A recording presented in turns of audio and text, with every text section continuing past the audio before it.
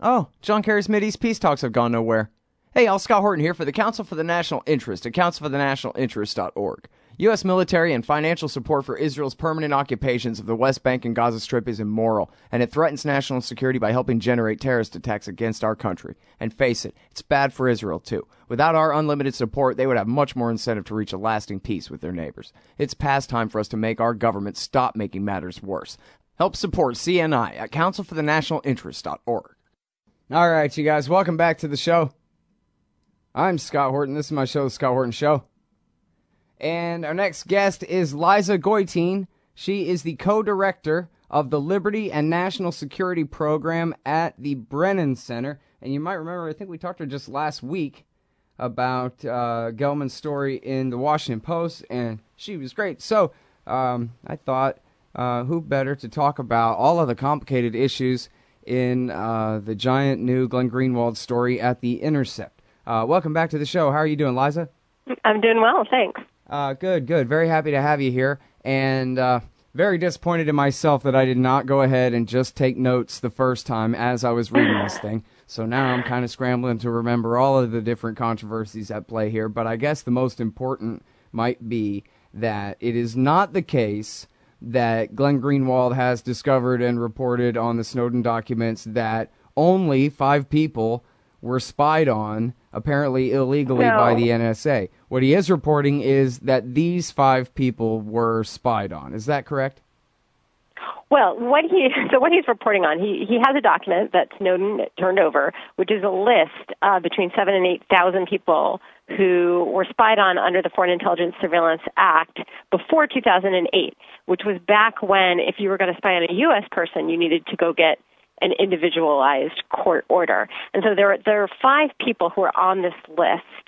There's a lot of people on the list, but there are 5 that he wanted to highlight in the story. And it's because these 5 people appear on their face to be absolutely exemplary American citizens who are Muslims and who engaged in some form of political activism, fully legal First Amendment protected political activism. And so this story certainly raises the specter that, Muslims in this country may be being spied on because of their legitimate political activities and because they're Muslim.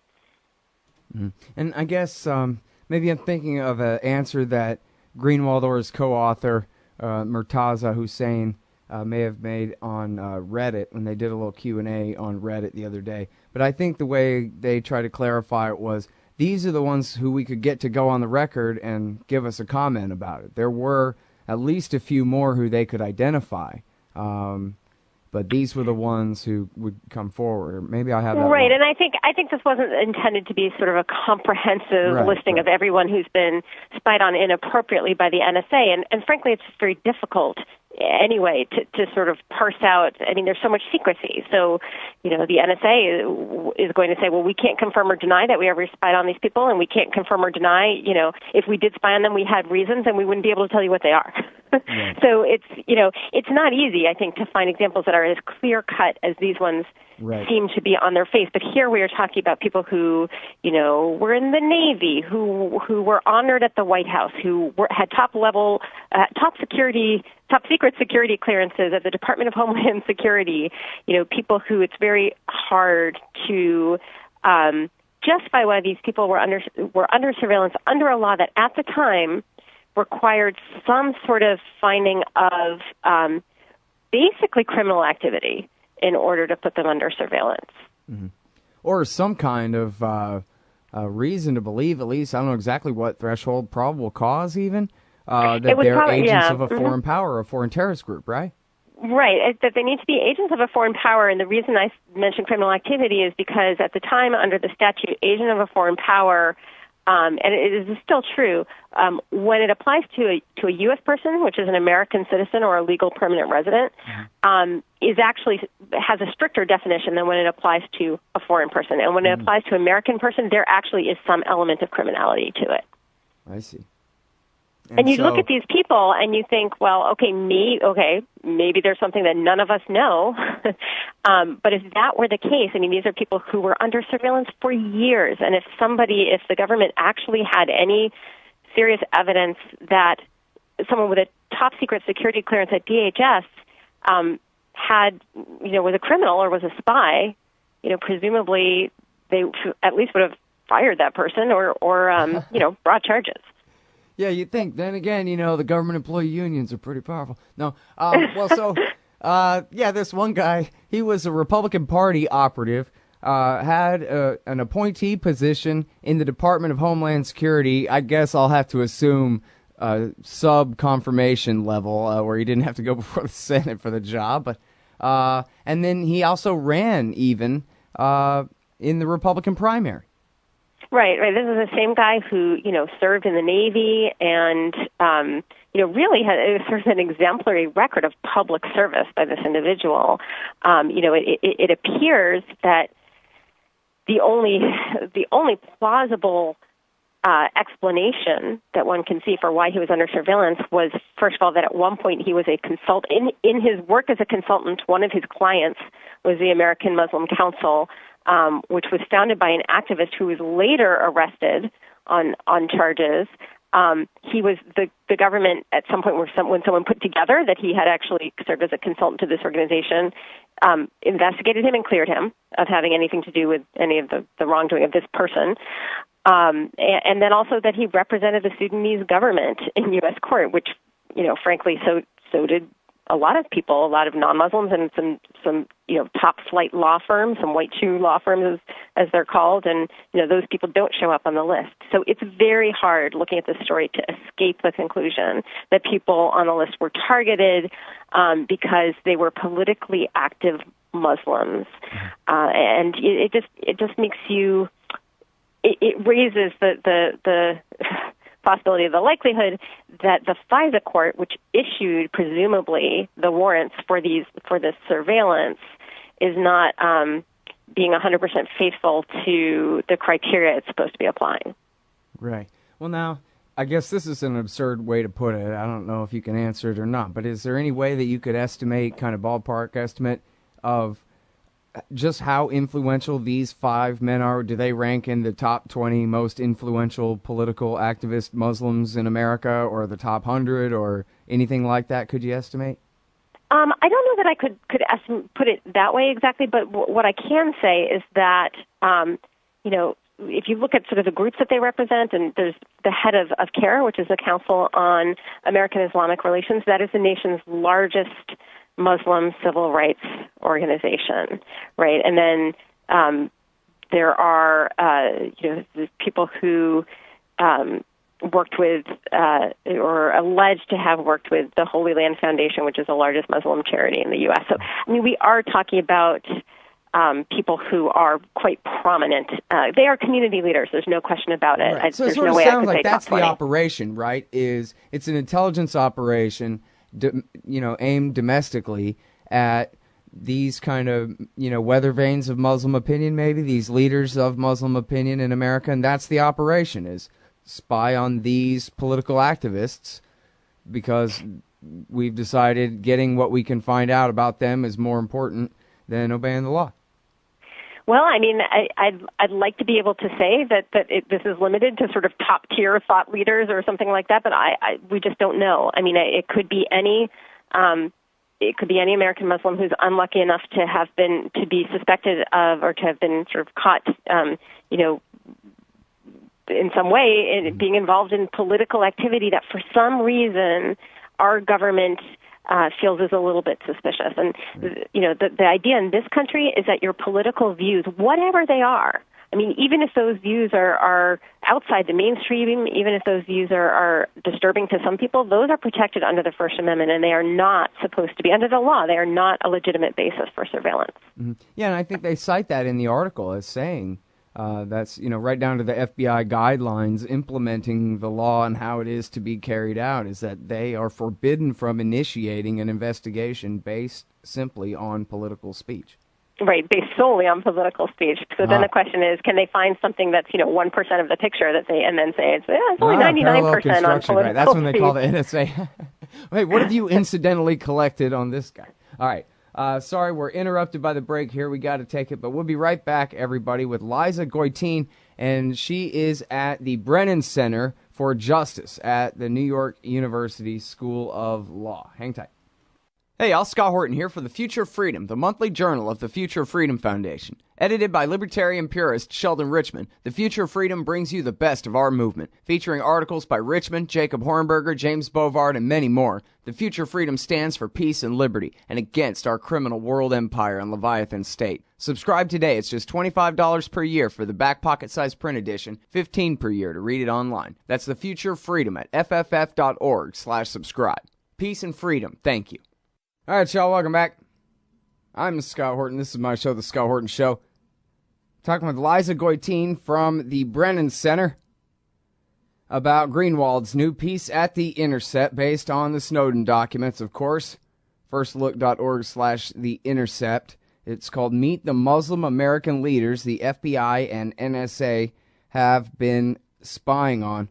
And as you talked about, Liza, there's the question of what is the FISA court doing here? Are they being lied to? Are they going along with what they must know is wrong? I saw one of these five, or two of the five were interviewed by Tapper, Jake Tapper, yesterday on CNN, and the one said, listen, you're reading my personal email account where I don't even handle my business from that account. This is me and my wife talking, and you're going back to the judge, back to the court every 90 days and saying, yeah, we need to keep doing this, when you don't. And then he kind of jokes that, well, you must have just been bored and I feel sorry for the guys, and Tapper's happy to leave it at that, unfortunately. But anyway, it seemed like and this is an American citizen and a leader, a pillar of his community, that kind of thing. Yeah. So I think there's a couple of points. I mean, one is that we actually don't know for sure that the FISA court signed off on these. It should have. These people were surveilled during a time period where U.S. citizens were not supposed to be under surveillance unless the FISA court signed off on it. There was an exception if an American citizen was overseas and the Attorney General could sign off on it. That may have been the case with at least one person on this list. Doesn't appear that it would have been the case for all of them, so I think that there's a presumption that these are cases in which the FISA court signed off on it. So that's what we're guessing.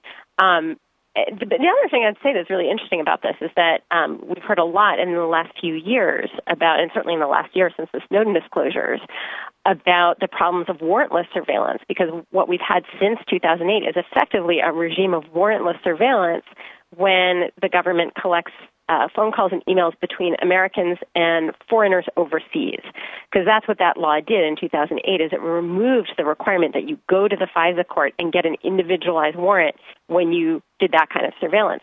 Mm-hmm. But here we're talking about surveillance that happened during a time period where you did have to have an individualized FISA court order, and it doesn't seem to have helped very much. It seems because you're talking about a time where it was after the New York Times had finally exposed the Bush program, but before the FISA Amendments Act. I guess there was the Protect America Act for a little while there, but that didn't cover this time period either? Well, that kicked in 2007, so maybe at some point in this time period, but that would have been on a different sort of chart, basically, because this chart was talking about under FISA, under regular FISA. So that's I see. Yeah, I didn't know the particulars, but I thought that was sort of the fill-in before they got to the FISA Amendments Act. Right. So, I mean, the thing that's interesting about it is that, people have been very worried about warrantless surveillance that's happening. It looks like we need to be worried about the surveillance that happens with warrants as well, at least if those warrants are coming from the FISA court. It just doesn't seem like the FISA court in these cases was doing its job. Now, again, I have to caveat all of this by saying maybe there's some secret evidence that nobody has found that these sort of seemingly upstanding people are, in league with terrorists or spies for foreign countries or something like that. But it doesn't seem likely when it's been years and no charges have been brought against them. Nothing's. If these are such dangerous people, that it just doesn't make any sense. Mm-hmm.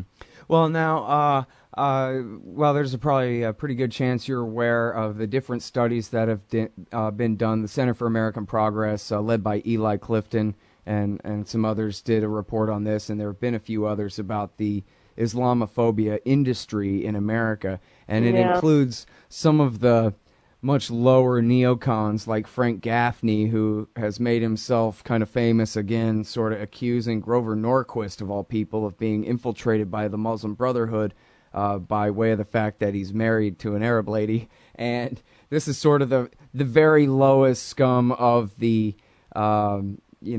fear-mongering against Muslims in America. I think that's an objective statement, or a scientific one, rather than a matter of opinion. And it seems from this reporting that this kind of base conspiracy theorizing about Muslims is part of the basis of what the FBI has been interested in here, and what they're going after. All these kind of mythical links where everybody is tied to somebody from Hamas somehow by the Kevin Bacon game or something, right?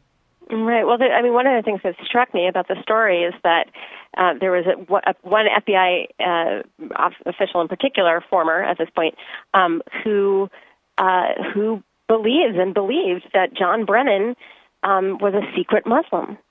John Brennan, the highest ranking counterterrorism officer in the White House, was a secret Muslim, and it's so this kind of paranoia, I guess, is actually inside the government, not just outside the government. Paranoia and also racism, or I'm not quite sure what you call racism when it's religiously based or ethnically based, but there was one document that showed that was a tutorial for intelligence officials, and it was showing them how they were supposed to fill out some forms, and under the name of the suspect that they were supposed to fill in, the sample name that was given was Mohammed Raghead, which, I mean, it's turned my stomach when I saw that's in a government document. Well, yeah, and it's really important that you mention that this is training material for cops who, they don't really have a background in any of this kind of thing. They have specialists brought in to say, okay, here's what you need to know about the Muslim terrorist threat in your town. They have no reason to doubt what they're being told, but this market is cornered by these Gaffneyite kooks, basically. Yeah, and these are intelligence officials, and their job is to try to find terrorists, and they're being fed this notion not only that all terrorists are Muslim, which is crazy, but that all Muslims are terrorists, which is even more, or potential terrorists, which is even more pernicious. So it's just, it's not only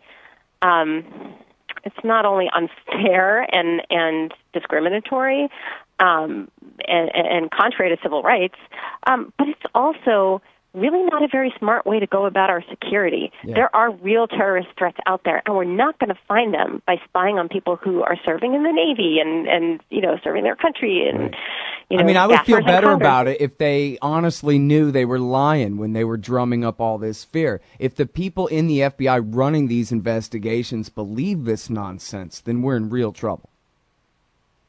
Yeah. I think you put it very well, and I think they do. I think it's on a scale of the nonsense. I think there's the outright calling Muslims ragheads, and thinking that John Brennan is a secret Muslim, and then there's a version of it that is much more sanitized and much more acceptable, which is that, well, if we are trying to find Muslim terrorists, then we need to look at Muslims.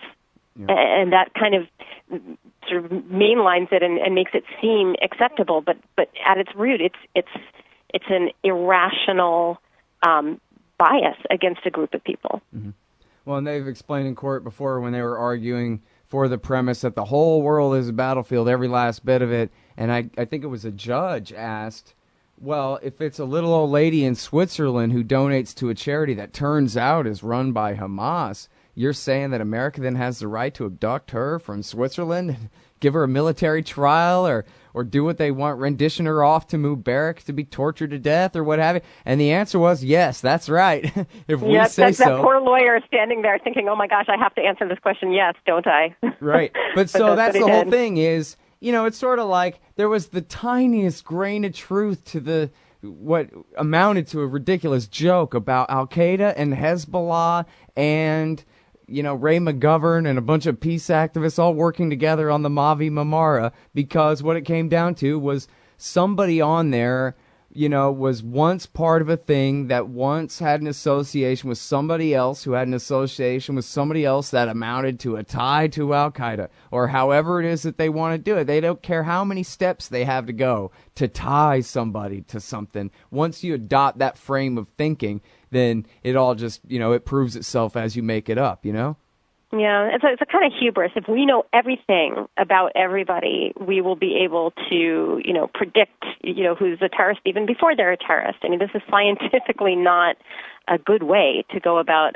preventing terrorism. Yeah. Well, and cops ought to know better, because if it was true that the millions of American Muslims were at war with America, we'd see a lot of stuff on fire when we look out the window, and we just don't see that. We see a failed Times Square bombing every once in a while, and a Boston here, and that's about it, And our government officials do pay lip service from time to time to this notion that, the vast majority of Muslims in this country are law-abiding, they're patriotic.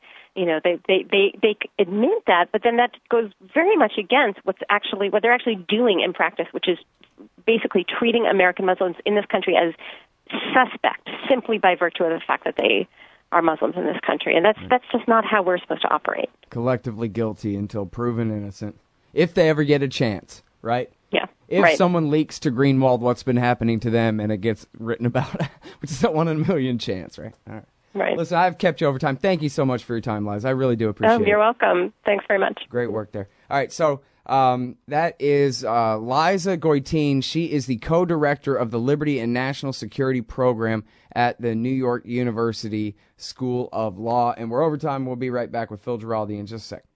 You hate government, one of them libertarian types, or maybe you just can't stand the president, gun grabbers, or warmongers. Me too. That's why I invented LibertyStickers.com. Well, Rick owns it now, and I didn't make up all of them, but still, if you're driving around and want to tell everyone else how wrong their politics are, there's only one place to go. LibertyStickers.com has got your bumper covered. Left, right, libertarian, empire, police, state, founders quotes, central banking. Yes, bumper stickers about central banking. Lots of them. And, well, everything that matters. LibertyStickers.com. Everyone else's stickers suck. Hey, y'all, Scott Horton here for WallStreetWindow.com. Mike Swanson knows his stuff. He made a killing running his own hedge fund and always gets out of the stock market before the government-generated bubbles pop, which is, by the way, what he's doing right now, selling all his stocks and betting on gold and commodities. Sign up at WallStreetWindow.com and get real-time updates from Mike on all his market moves. It's hard to know how to protect your savings and earn a good return in an economy like this. Mike Swanson can help. Follow along on paper and see for yourself. WallStreetWindow.com. Hey, all Scott here. If you're like me, you need coffee. Lots of it. And you probably prefer it tastes good, too. Well, let me tell you about Darren's Coffee Company at darrenscoffee.com. Darren Marion is a natural entrepreneur who decided to leave his corporate job and strike out on his own, making great coffee. And Darren's Coffee is now delivering right to your door. Darren gets his beans direct from farmers around the world. All specialty, premium grade with no filler. Hey, the man just wants everyone to have a chance to taste this great coffee. Darren's Coffee. Order now at darrenscoffee.com. Use promo code SCOTT and save $2. darrenscoffee.com.